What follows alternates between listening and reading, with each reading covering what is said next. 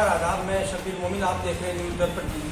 जैसा कि हम सब जानते हैं कि कल 29 जून 2023 को बकरा ईद यानी ईद उल अज़हा है और ईद उल अज़हा के मौके पर मैं आज यहाँ कुछ ऐसी हस्तियों के पास हूँ जो अपने आप में बहुत ज़्यादा जानकारी रखते हैं और बहुत जिम्मेदार व्यक्ति हैं इस इलाके के।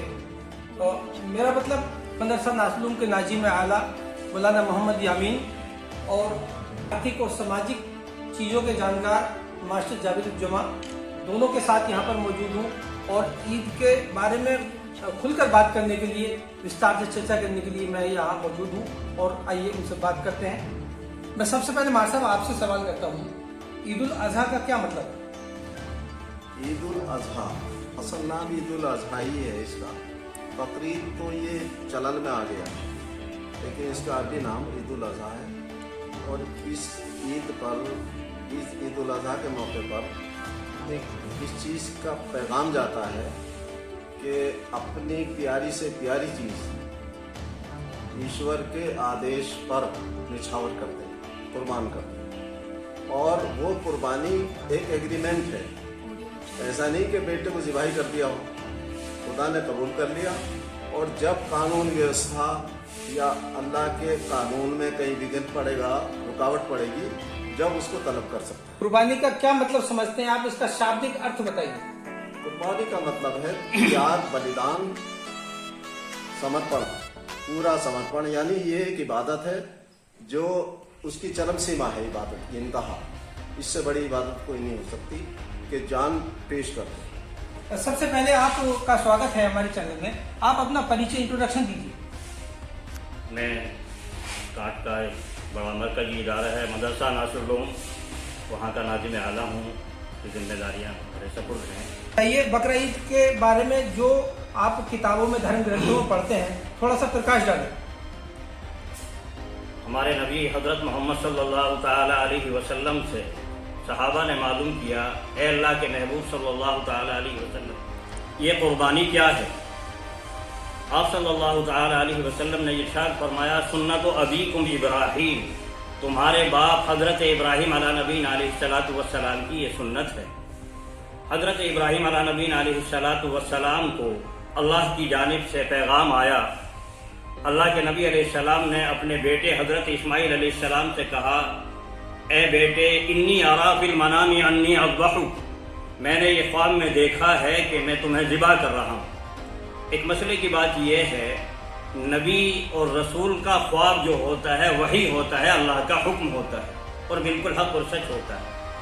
हज़रत इब्राहीम अलैहिस्सलाम ने जब बेटे से ये कहा तो बेटे ने इताअत और फर्मा बरदारी करते हुए कहा, या अबतिफ अलमा तुमर, ए वालिद मोहतरम, अल्लाह की जानिब से जो हुक्म हुआ है आप उसको कर गुजरिए। ये इब्राहीम अलैहिस्सलाम कौन है?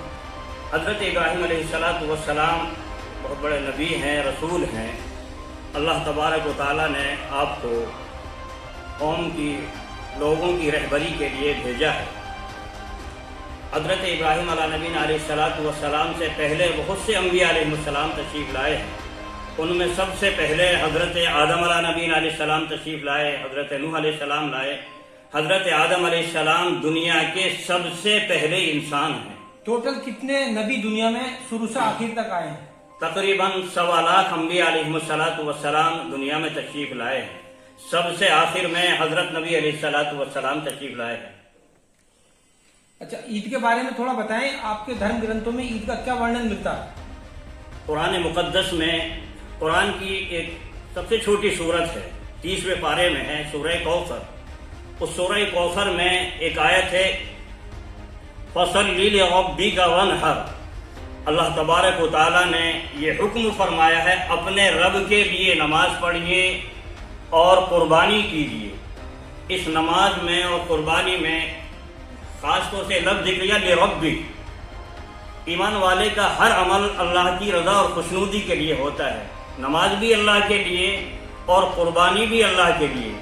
इसीलिए नामो नमूद, दिखलावा, शोहरत शरीयत में पसंद नहीं है।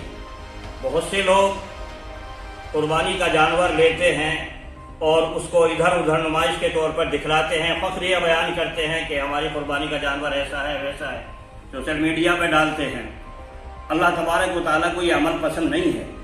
इसी तरह बहुत से लोग जानवर को ज़िबा करते हैं और ज़िबा करते वक्त की वीडियो भी डाल देते हैं, ये भी अच्छा अमल नहीं है। कोई भी अमल हो अल्लाह की रज़ा और खुशनुदी के लिए हो, अल्लाह के यहाँ वही अमल मकबूल होता है, पसंद होता है जो खाली अल्लाह की रज़ा के लिए हो। दिखलावा अल्लाह को पसंद नहीं है। कुर्बानी का ये अमल कल को शुरू होने वाला है। सफाई के मामले में थोड़ा बताएं, सफाई कितनी ज़रूरी है इसमें, और इसका धर्म ग्रंथों में सफाई का क्या उल्लेख मिलता है। तो ये नबी पाक सल्लल्लाहु अलैहि वसल्लम ने फरमाया कि सफाई आधा ईमान है। और मस्जिद में जुमा के दिन ईदैन में नहा के खुशबू लगा के अच्छी तरह से साफ कपड़े पहन के जाएं, प्याज और लहसुन न खा के न जाएं जिससे कि वहाँ दूसरों को तकलीफ हो।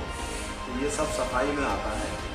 और जो हमारी कुर्बानी अब होगी, इसमें अक्सर पहले ये हुआ करता था कि उसका ओज, उसकी हड्डी, उसका खून, उसकी खाल ये कहीं भी डाल देते थे, जिससे बहुत सारी संचारी बीमारी फैलती थी, समाज को तकलीफ पहुंचती थी।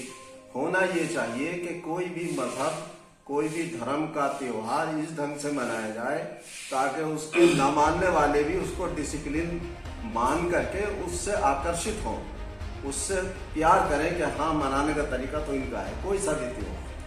प्रशासन का जो उद्देश्य है वो केवल ये है कि शांति व्यवस्था, स्वास्थ्य, पर्यावरण ये सब महफूज रहे और माहौलियात की खराबी ना हो। इसलिए कुछ गाइडलाइन जारी की हैं, जैसे खुले में कुर्बानी नहीं करेंगे या सामूहिक कुर्बानी नहीं करेंगे इकट्ठे होकर बहुत सारे। ये हुजूर पाक सल्लल्लाहु अलैहि वसल्लम का भी इरशाद है कि जानवर के सामने दूसरे जानवर की कुर्बानी ना करो ताकि उसे अजियत पहुँचे। उसे मैं ख़ास तौर से कुर्बानी का गोश्त जो हमारे दूसरे हमवतन भाई हैं, किसी मोहल्ले में ऐसी जगह खुला ना ले जाया जाए जो उनको देख करके उनकी आस्था को चोट पहुंचे। हर तरह से पूरा महफूज रहे। मैं समझता हूं कि जो भी शासन या प्रशासन के जितने भी उसूल हैं वो इस्लाम के फेवर में है और ईद उल अज़हा को अच्छे ढंग से मनाने का जो तरीका था उसी की तरफ ये सब लाया जा रहा है। और एक इसमें खास बात यह है कि जो सरकार द्वारा प्रतिबंधित जानवर है उसका कतई इस खौफ से नहीं कि प्रशासन कानून है उसका, बल्कि अपने मन से तैयार हो हम सब कि उसको हम कभी भी कुर्बानी में नहीं लाएंगे। चूँकि एक परंपरा चली आ रही, इतिहास यही बताता है। अकबर के ज़माने में तो सजाए मौत थी इसमें, बलबन से लेके आप चले आइए। अब बाबर ने वसीयत की उसको हुमायूं को कि बेटा महिला, ब्राह्मण और गाय का सम्मान करना। इसी तरीके से चलते चलते टीपू सुल्तान और आपके हैदर अली हाथ काट लेते थे। बहादुर शाह जफर के ज़माने में 2 अगस्त को ईद थी, यही बात है। बकरा ईद, ईद उल अज़हा जो थी 2 अगस्त को थी। तो अंग्रेज़ों ने ये चाहा कि इस पर फसाद करा दिया जाए गाय कटवा के। गौरी शंकर नाम का एक अंग्रेज़ों का पिट्ठू था, उसने ये काम को अंजाम देना चाहा। जैसे ही पता चला बहादुर शाह जफर साहब को, तो उन्होंने सारी गाय कोतवाली में इकट्ठी करा दी, लेकिन वहाँ जगह कम थी। आपने दूसरा फरमान जारी किया कि इस साल दिल्ली के अंदर कोई भी ज़िबा ना हो ताकि कानून व्यवस्था बनी रहे और अंग्रेजों की चाल फेल हो जाए। मतलब कोई कुर्बानी ना हो, कोई कुर्बानी ना हो। असल में था क्या, ये गाय का जो मांस खाता था हमारा भारत 1700 तक बिल्कुल कोई यहाँ नहीं, गाय और सुअर बिल्कुल नहीं काटा जाता। 1894 में विक्टोरिया महारानी जी ने बर्तानिया से एक चिट्ठी लिखी लैंस टाउन को, जो कलकत्ता में इनकी राजधानी थी, और कहा कि भाई यहाँ पर मुसलमानों को एक कत्लगाह बनाओ, मुसलमानों को उसमें नौकर रखो, दाढ़ी वालों को, और इसमें हिंदू बिल्कुल न रखा जाए, जिससे कि चलते चलते ये लोगों की धारणा बन जाए कि मुसलमान ही गाय काटता है। और उसका सारा मांस विदेश को जाता था, उनकी फौज खाती थी और बर्तानिया को जाता था। होते होते फिर पहला दंगा भी 1894 में उसी बुनियाद पर कराया, क्योंकि अंग्रेजों का मकसद था डिवाइड एंड रूल, बांटो राज करो। तो इसके लिए उन्होंने ये षड्यंत्र रचा और मुसलमान भूल गया, हमारे देशवासी भूल गए कि ये षड्यंत्र किस शत्रु का था जो हमें तोड़ने को जो है राजी था, और हम उसमें बहकाए में आ गए। अब मैं बड़ा खुश हूँ इस बात से कि लोग इस बात को समझ चुके हैं, इतिहास सामने आ चुका है, और अंतर मन से मेरा आह्वान है, अंतर मन से खुद ये कबूल करें कि इसमें किसी प्रशासन की आवश्यकता नहीं, किसी सरकार की आवश्यकता नहीं। खुद ये तय करें कि हम किसी की आस्था को तकलीफ नहीं पहुंचाएंगे। जिस धर्म से किसी को तकलीफ पहुंचती हो वो धर्म ही नहीं है। आखिरी सवाल मौलाना के पास लेके जाता हूं और मैं कहता हूं कि आजकल जो नौजवान पीढ़ी बहुत ज्यादा रास्ते से भटक रही है, हदीस में उसका क्या वर्णन है और धार्मिक ग्रंथों में उसके संवारने के लिए, उसे सुधारने के लिए, पटरी पे लाने के लिए क्या उपदेश है, मैं मौलाना से जानता हूँ। वालिदैन की सबसे बड़ी जिम्मेदारी तो ये है कि अपनी औलाद की शुरू ही से बचपने से तरबियत होनी चाहिए। माँ बाप और ख़ास तौर से वालिदा जो है बच्चे का सबसे पहला मदरसा है, तरबियत गाह है। बच्चे को शुरू ही से सच बोलने का आदी बनाना चाहिए। बच्चों के सामने कोई गलत हरकत ना हो और बच्चों को बच्चा समझकर नज़रअंदाज नहीं करना चाहिए कि अभी तो बच्चा है, गाली दे रहा है, कोई गलत हरकत कर रहा है। और इसका हल ये भी नहीं है कि बच्चे को मार पीटना शुरू कर दिया जाए। बच्चे के दिलो दिमाग में जो चीज़ें बुरी हैं उनकी नफरत बिठा देनी चाहिए। प्यार मोहब्बत से उन्हें समझाना चाहिए, बेटा ये अमल गलत है, ये चीज़ गलत है। फिर दूसरी चीज़ ये है उस बच्चे को गलत माहौल से बचाने की बहुत फिक्र और कोशिश करनी चाहिए। आजकल आमतौर पे ये देखा जाता है हमारा बच्चा किस टाइम रात को आ रहा है, वालिदैन को फिक्र ही नहीं होती, परवाह नहीं होती कि कब आ रहा है, किस टाइम आ रहा है। बहुत निगरानी करने की ज़रूरत है। बुरी सोहबत इंतहा दर्जे की खतरनाक है। कहा जाता है सोहबत सालिह तुरा सालिह कुना, अच्छी सोहबत आदमी को अच्छा बना देती है, बुरी सोहबत आदमी को बुरा बना देती है। यारे बद बदतर बुवद अजमारे बद, बुरा साथी, बुरी सोहबत जहरीले सांप से भी ज्यादा खतरनाक है। किसी को जहरीला सांप डस ले तो ज्यादा से ज्यादा आदमी मौत के आगोश में पहुंच जाएगा। बुरी सोहबत में अगर बिगड़ जाता है तो उसकी दुनिया तो बर्बाद होती है, आखिरत की हमेशा की जिंदगी खराब हो जाती है। अल्लाह ताला ने फरमाया या अय्युहल्लज़ीना आमनू कू अनफुसकुम व अहलीकुम नारा, अपनी भी और अपने अहल व अयाल की भी जहन्नम की आग से हिफाजत करो। यानी उनको बुरे माहौल, बुरी सोहबतों से बचाओ, उनको अच्छी बातें सिखाओ, बुरी बातों से उनकी हिफाजत करो। आजकल नई नस्ल में ये देखने में आ रहा है कि वो नशे के आदी हो रहे हैं। मजहब इस्लाम ने तो शुरू ही से नशे की मुखालफत की है।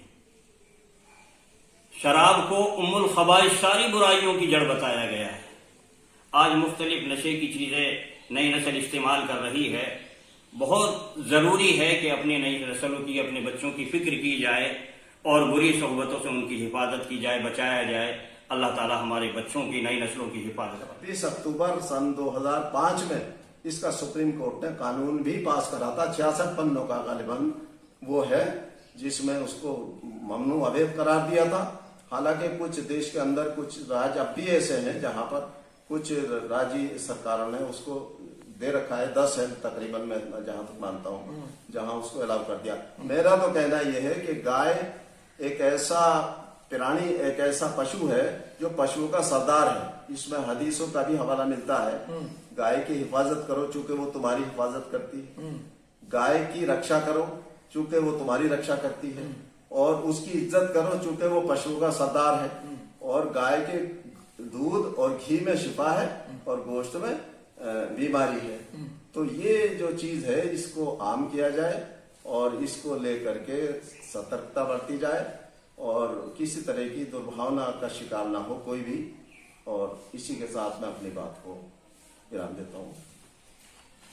आपसे लंबी चर्चा हुई बकरा ईद के बारे में, सफाई के बारे में, और धर्म ग्रंथों में बकरा ईद यानी ईद उल अजहा का उल्लेख मिलता है। सब पे दोनों हजरात ने बेबाकी से अपनी बात रखी। मैं शब्बीर मोमिन, न्यूज़ दर्पण के लिए।